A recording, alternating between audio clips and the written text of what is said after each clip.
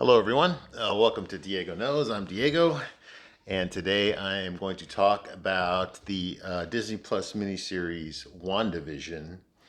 Now, as you know, I am a big comic book fan, and I've been reading comic books my whole life. So I love the Marvel movies. The TV shows, not so much, but I'm a big fan of all comic book related stuff. So whether it's the DC universe, Marvel universe, or things like Spawn or whatever, just stuff. If it has to do with comic books, I'm really into it. So and I always have been.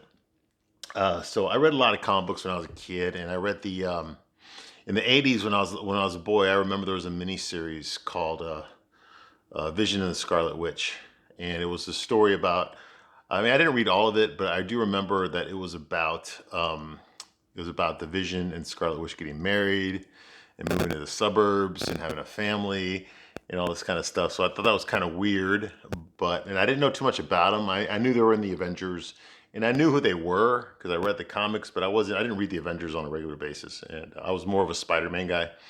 But I do remember them because they would show up in other issues I was reading, like Secret Wars and stuff. They would be in there, you know, or I'd read an Avengers comic and then there they are, or a crossover or something. So I knew who they were and I liked them a lot, but they weren't my favorites, so I didn't follow them on a regular basis. But I knew who they were, and when it was announced that they were doing the WandaVision on Disney Plus, I was pretty excited about it, because we saw Endgame, and we saw Vision die, and we saw Wanda, Scarlet Witch, fight Thanos and all that, and we knew that she still had a lot of grief going on.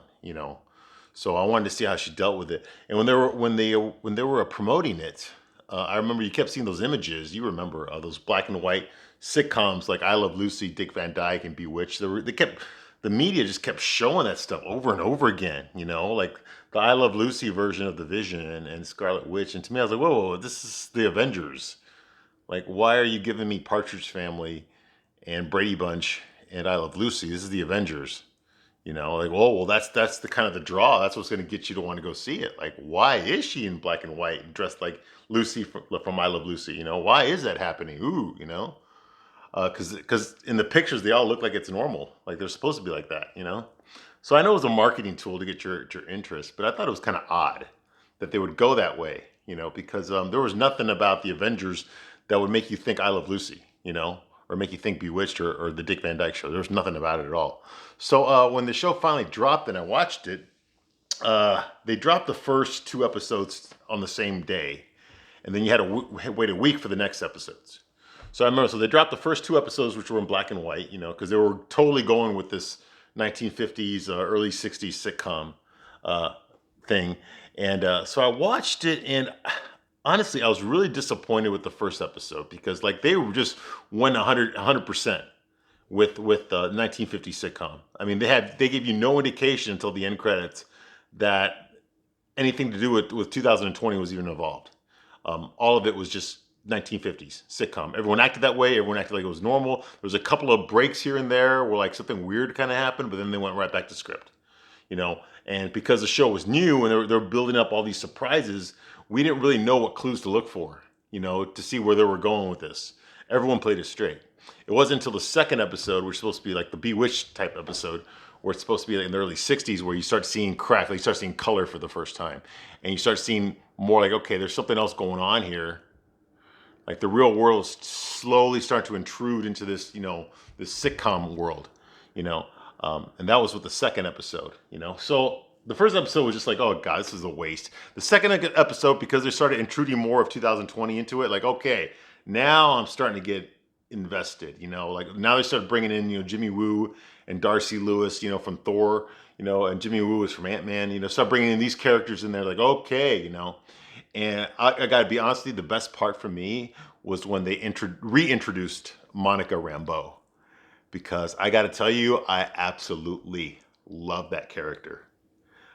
When I was a child and they introduced Captain Marvel, I never read the boy Captain Marvel, the Kree Captain Marvel. I sure as hell didn't read Miss Marvel. Nobody read Miss Marvel, for the matter. But when they introduced Captain Marvel in a Spider-Man comic book, Spider-Man comic book, and it was the African American one. It was Monica Rambeau, and she had these light powers, and she was like, "This is Captain Marvel, the new Captain Marvel," and I was blown away with her.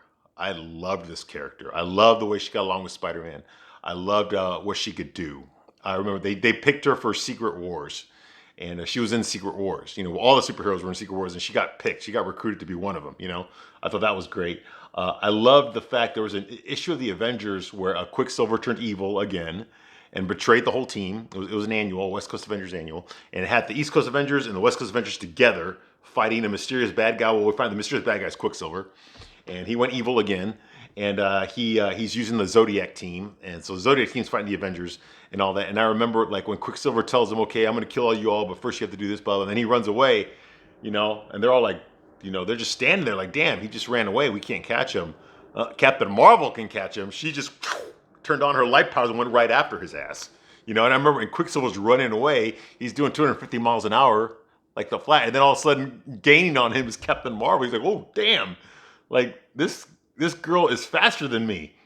Like, whoa, like I wasn't planning on this, you know? Like I thought I was just gonna run away, you know, and because they can't catch me.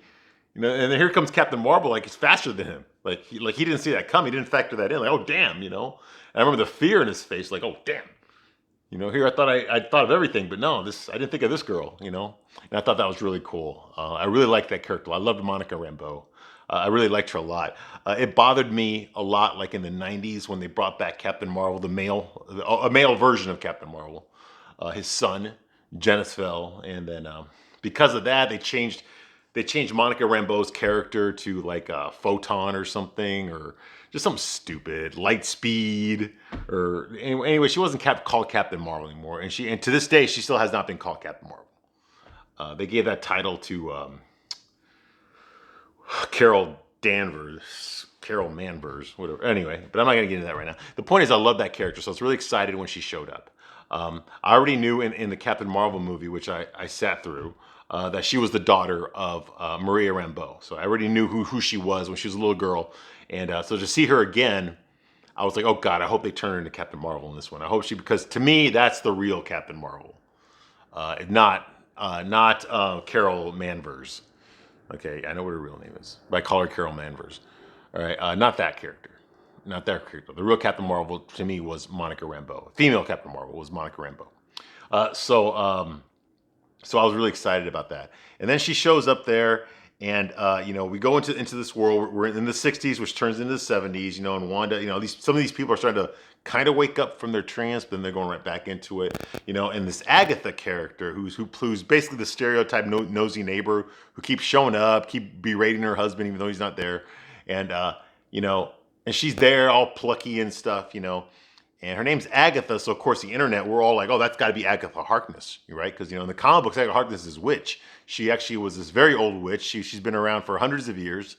Like, she was alive during the Salem witch trials, okay? And she's an old witch, but she's actually a good person. I mean, she's kind of mean, but she's actually a good person.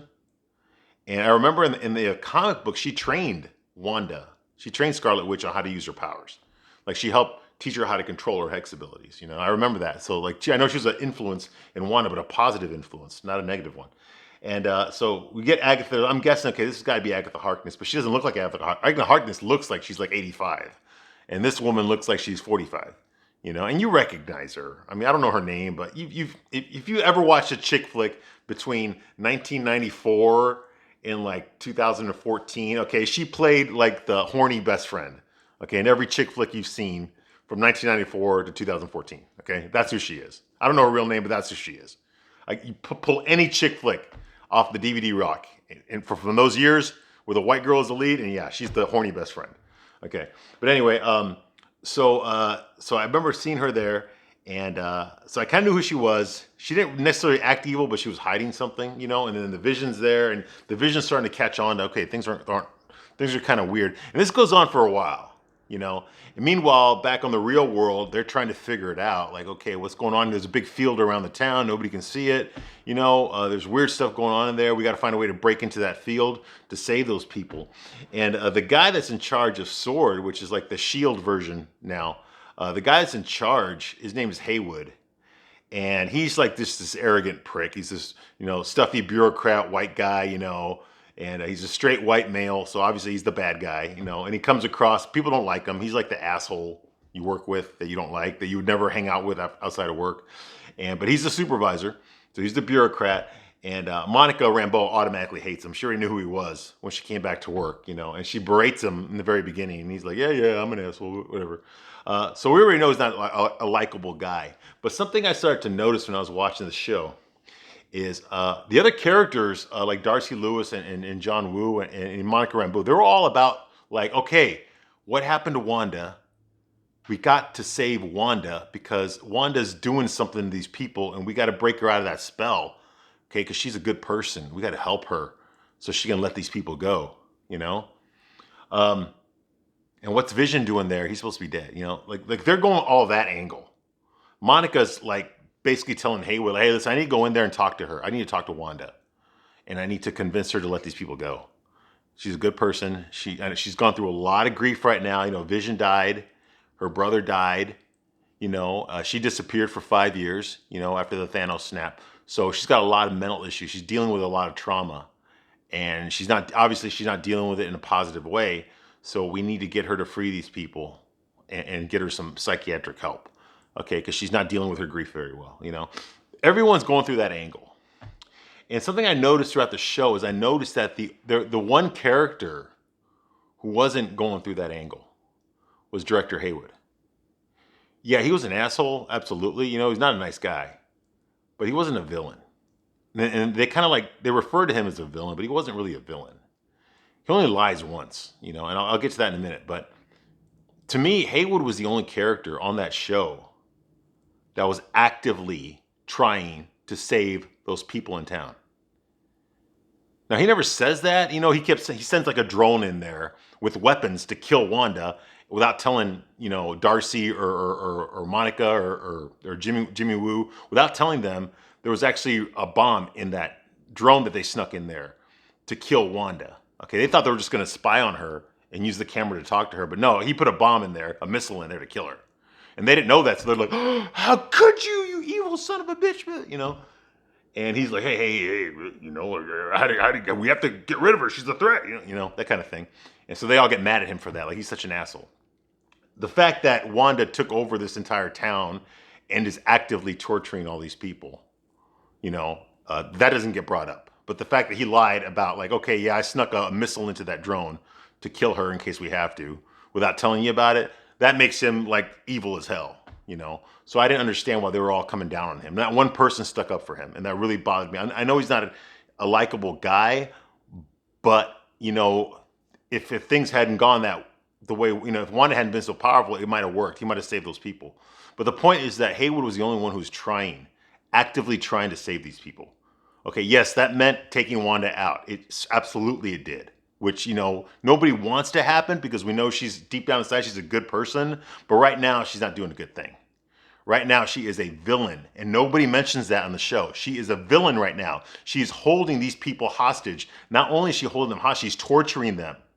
I mean, she's invaded their minds and is forcing them to act out this script, this sitcom script, against their will. Against their will. Okay, they're actively tortured. There's even a scene in there where they say, listen, when you have nightmares, I'm having them too. You got to let us go, please, you know? You know, I left my kid in his room before you took everything over. I don't even know what my kid's doing now. You know, it was weeks ago, you know? I mean, she's actively torturing these people. Yeah, I feel sorry for her, but she is still torturing these people. Okay, and nobody seems to give a shit about that on the show, except for Agent Haywood. He's the only one that's like, okay, we gotta take her out. We gotta take out Wanda.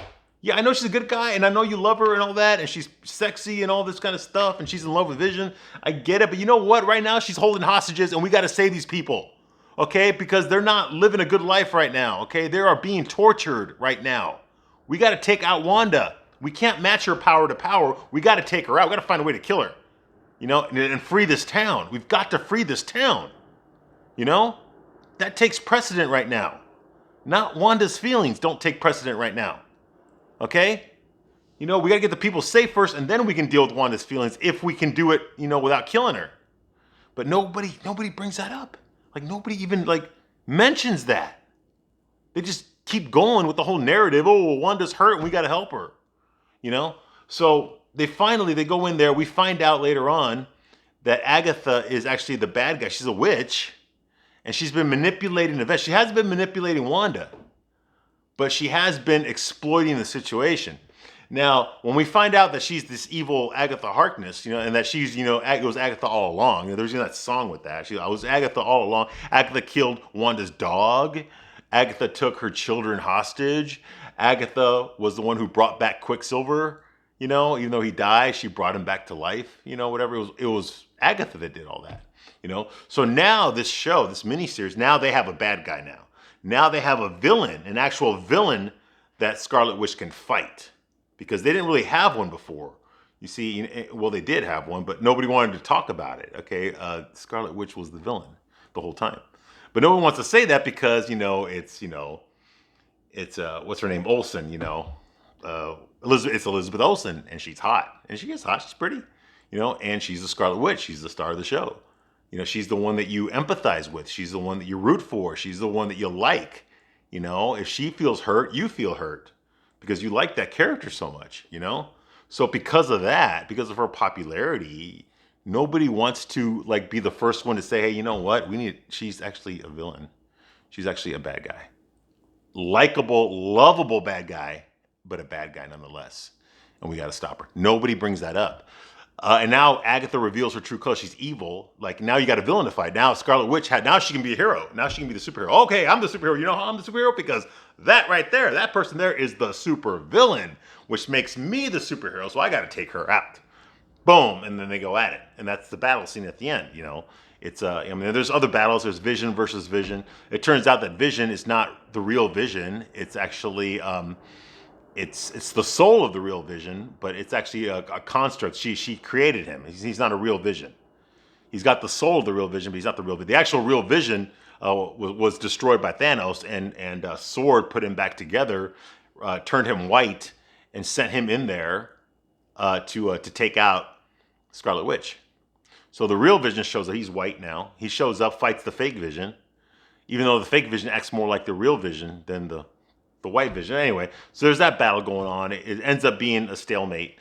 He convinces the fake Vision, the one we've been following, convinces the white Vision to just leave.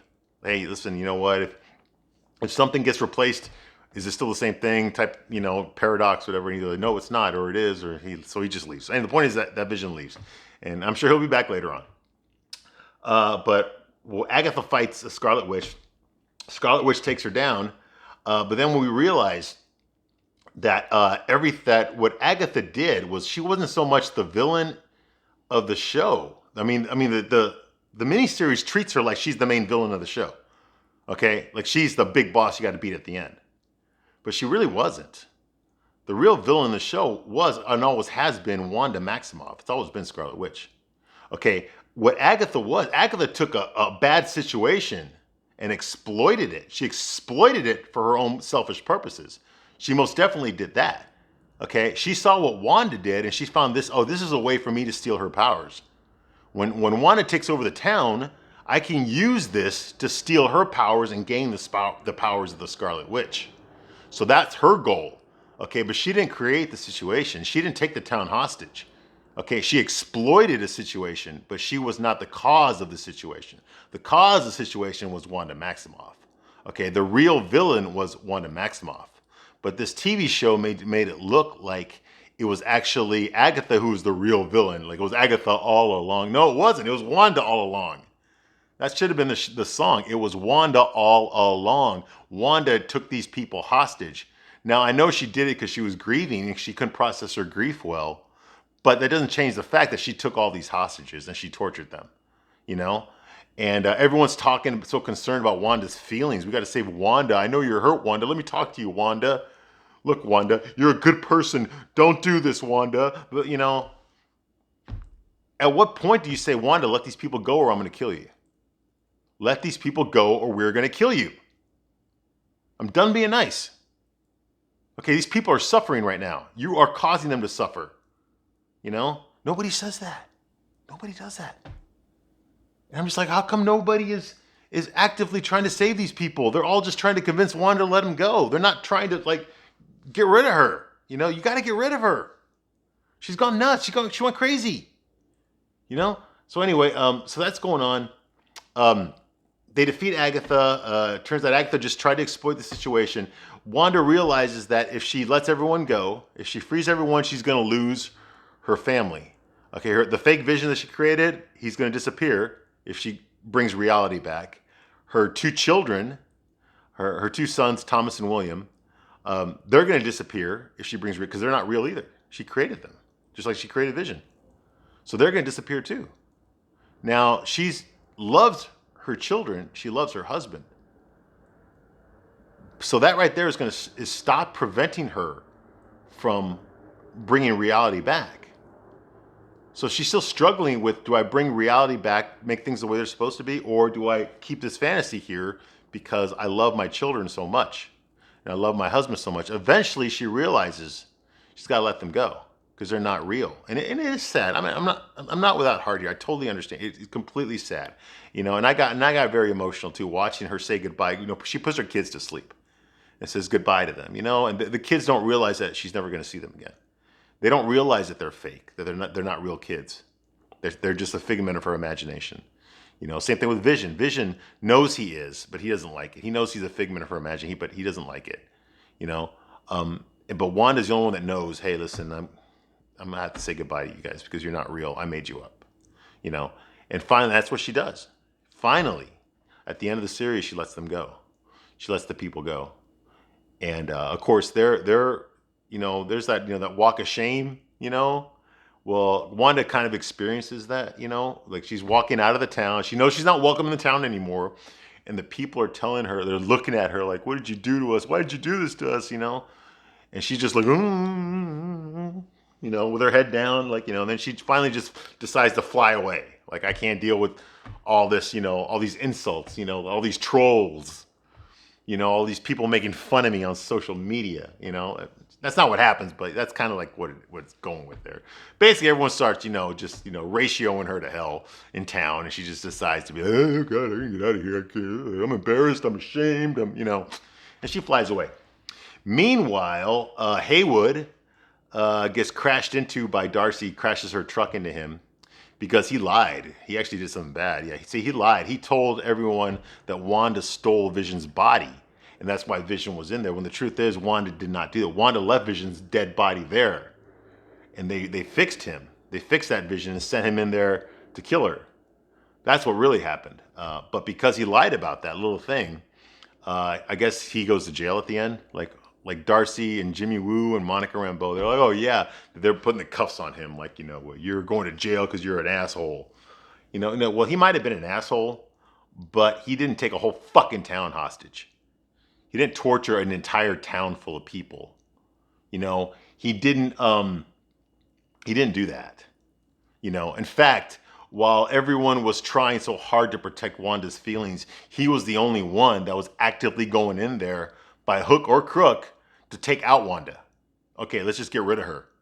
We get rid of her, everything goes back to normal. You know, I'm not even going to try to fight this girl. This girl's way too powerful. I don't even understand the extent of her powers. I'm not going to try to fight with her. We're just got to find a way to get in there and kill her and get the town freed. You know, I mean, it sounds kind of cruel. It does, but you know what? It was the most viable way to handle the situation. You know, it's like when you're negotiating with a terrorist. You know, if you've got one terrorist and he's got hostages, what's the easiest course of action? Take out the terrorists.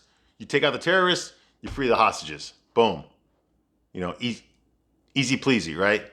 Well, that's the way he was thinking. Okay, we got to take out Wanda, and that will, you know, that'll free the town. And you know what? It would have worked. If he had succeeded, that's exactly what would have happened.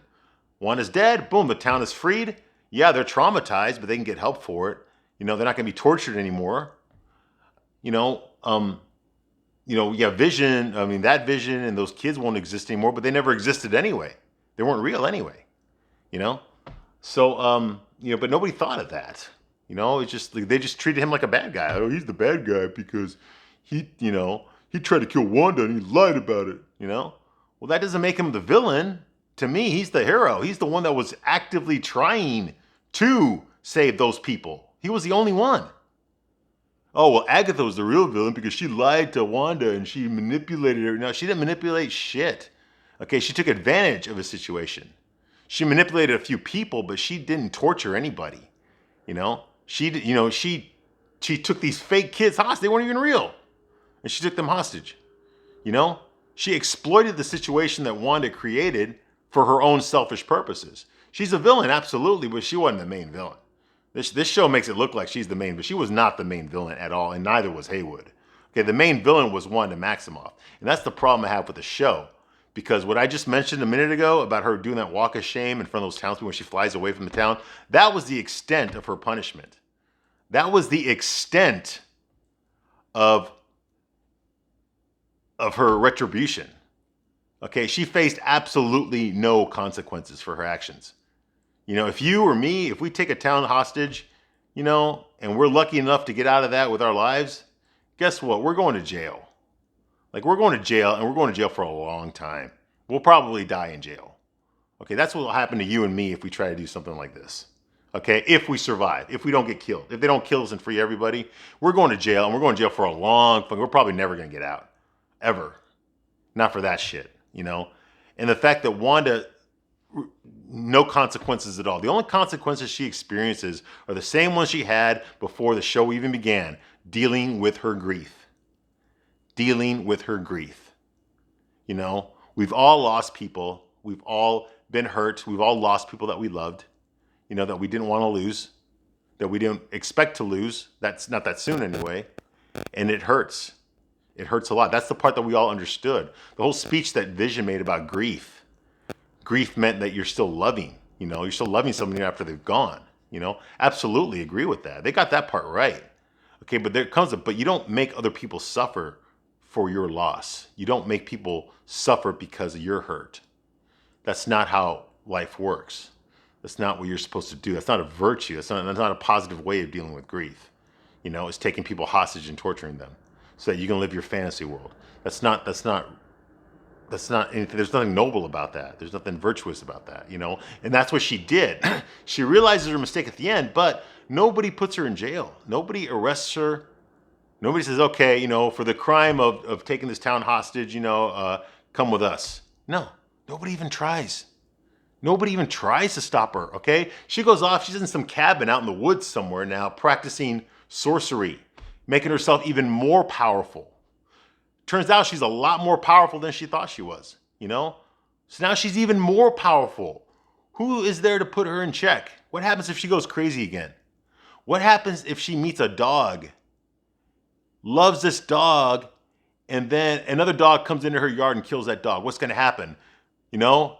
Is South America going to sink into the ocean now?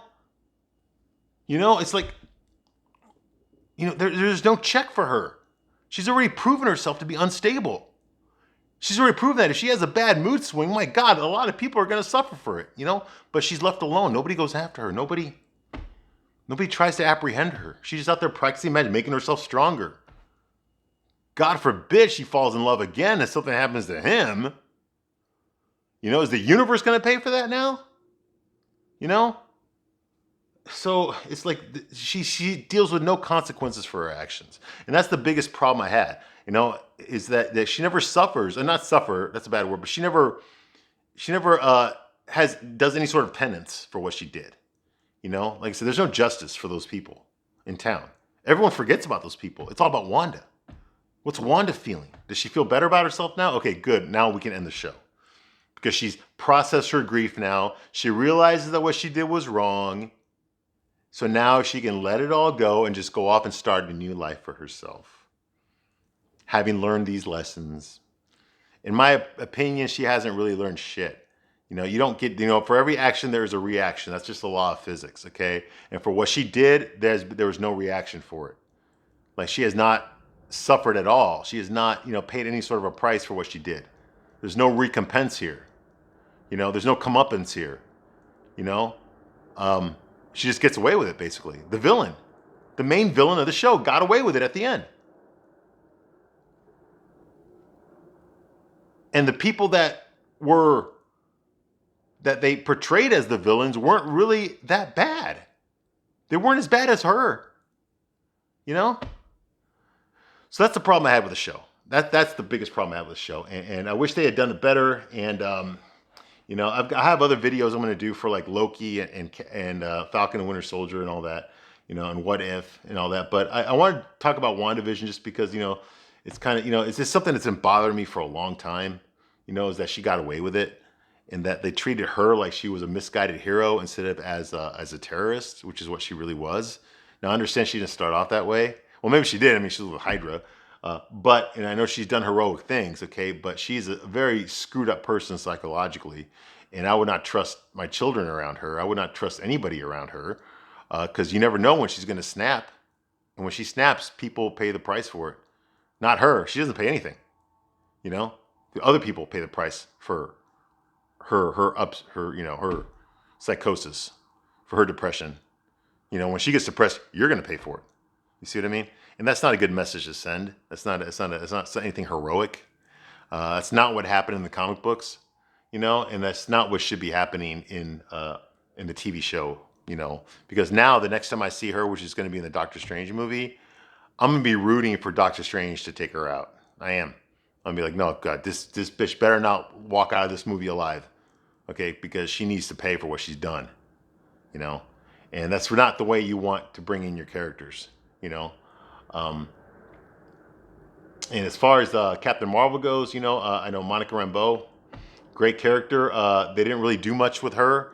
It bothered me. I was really let down that she was one of those people that was like advocating for Wanda. You know, oh, yeah, Wanda, you know, there's even a scene where she says, hey, Wanda, nobody will ever know what you had to sacrifice for them to save them. And I'm like, what did she sacrifice? Her fantasies? These weren't real people. She caused this. She didn't save anybody. She caused it. She caused all this pain. It was her fault from the very beginning. You know, she didn't sacrifice nothing. What, her illusions? She sacrificed her fantasies? You know, that she made other people suffer for? No, that's not a message. That's not a good message. So there I lost my respect for Captain Marvel too, for Monica Rambeau. All right. So, yeah, so it was just all sorts of bad. So anyway, that's my review on WandaVision. And I've got other reviews coming. I hope you liked it. If you want to leave a comment, please do. All right. And thank you. I'm gonna close it out here.